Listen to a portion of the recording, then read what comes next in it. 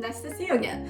As you know that I was staying in Seattle for a while. It was roughly a month. So let me show you some what I think is unconventional best things to do in Seattle. Welcome to the mesmerizing city of Seattle, where a symphony of creativity, innovation, and natural beauty awaits.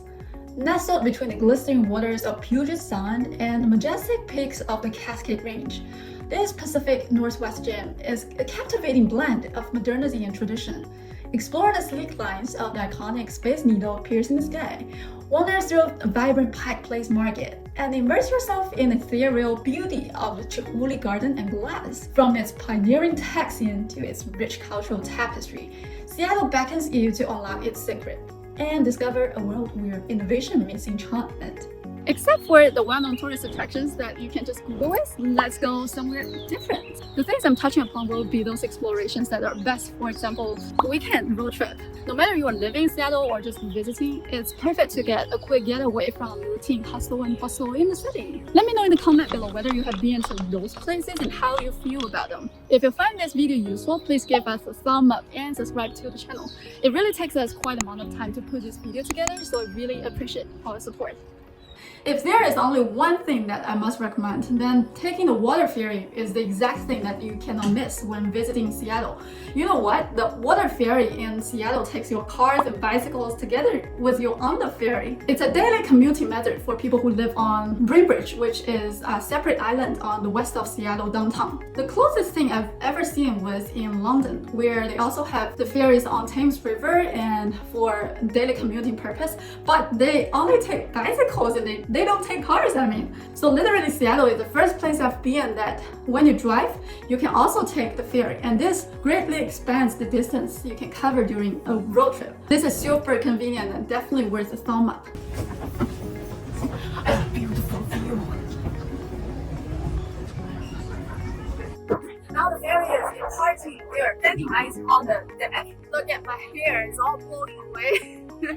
It's like, where's my hairstyle? It is one of those unique experiences that I would write in my journal. Well, if I take one.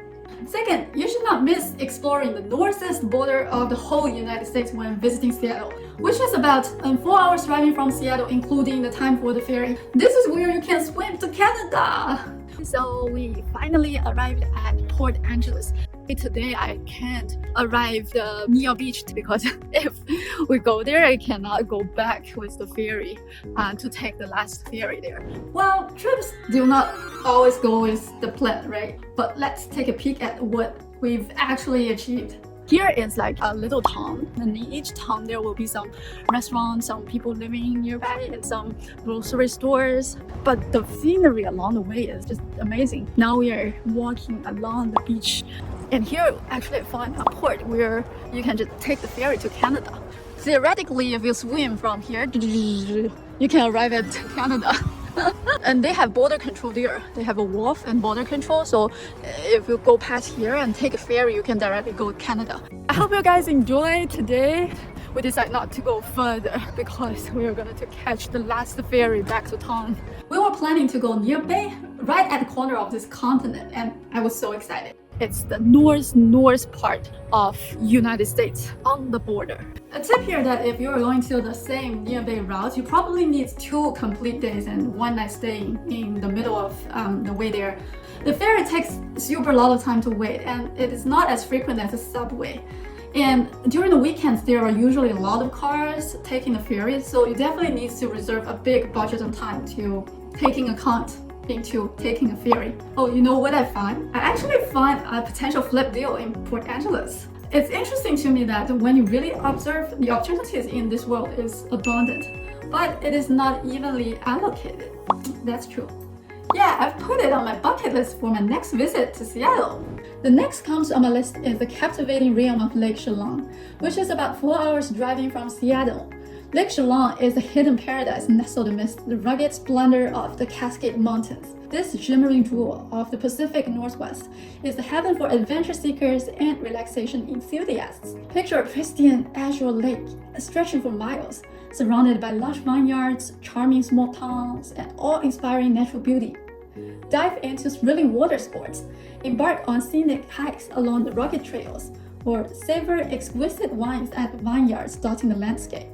Lake Chelan offers a serene escape, where tranquility meets adventure and moments of bliss unfold with every breathtaking vista.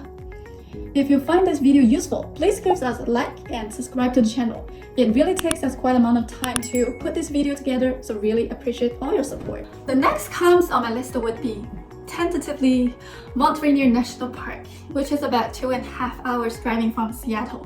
Why tentatively? Because I did not reach this destination due to a lack of battery on my Tesla. Yeah, I know, it was a what the fuck moment. So here comes the tip. A full battery of Tesla may not guarantee you reaching there. Are you asking simply to use the superchargers? Well, we tested it, and the Google Map is not accurate with the Tesla superchargers. And if you use Google Map to calculate that, it just doesn't work. It's not accurate at all, and it does not distinguish the slope, like going up to the hill or down the hill. It's all different on the consumption of the battery, but the Google Map cannot calculate that. And well, anyway, it's just not accurate. And well, I was actually super shocked because I think this is not a hard issue to solve with in terms of software, and Google should have already solved this, but actually apparently they have not. I believe we were definitely not the first one whose road trip is ruined because of this. Nevertheless, I put Mount Rainier on my bucket list for my next future visit to Seattle. Towering above the Washington landscape, Mount Rainier commands attention with its snow-capped peaks, pristine glaciers, and lush alpine meadows. Go and explore a wildness that seems straight out of a storybook, where ancient forests whisper tales of old, and hidden waterfalls cascade with ethereal beauty. Traverse winding trails, breathe in crisp mountain air, and witness wildlife thriving in their natural habitat. Mount Rainier National Park is a realm of wonder, where adventure and serenity intertwine. The next comes skiing. Me personally was not a skiing lover, but my skiing friends all love Seattle. It is one of the best places to go skiing in the States. From the thrilling terrain of Crystal Mountain to the family-friendly slopes of Stevens Pass, Seattle offers a skiing experience like no other. Whether you're a seasoned pro or first-time adventurer, you can create unforgettable memories in the snowy heaven just beyond the city limits. The next things come on my list would be visiting all the famous places if you're completely new to Seattle. Yeah, I literally recommend you to visit the previous 5 places that we mentioned on casual road trip first, before you checking any cliche destinations in the city. Because all those famous places are easier to cover and they are located within the city, so it's quite flexible to schedule a time slot for visiting that. They generally include Space Needle, where you could take a bungee jump, Pack Place Market, where people are throwing fishes to each other, and it is just fun. University of Washington, super beautiful with cherry blossoms, and there were lots of Asian food nearby. Amazon Sphere, very futuristic architecture. Chihuly Garden and Glass, no girls should miss those beauty. The Pop Culture Museum, get on the bucket list if you're a music lover. Oh, and the Starbucks Reserve. Starbucks is so far unquestionably the #1 company in the coffee industry over the world. And I think there's a lot more we're still studying in terms of its business model, its brand strategy, and retail experiences. Let me know how you think about why Seattle, but not any other city that became the origin of Starbucks. This is always an interesting question to me, so let me know your thoughts. Why?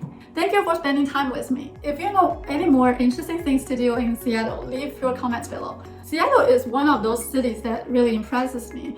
When the weather is good, it's a perfect reflection of healthy and balanced lifestyle.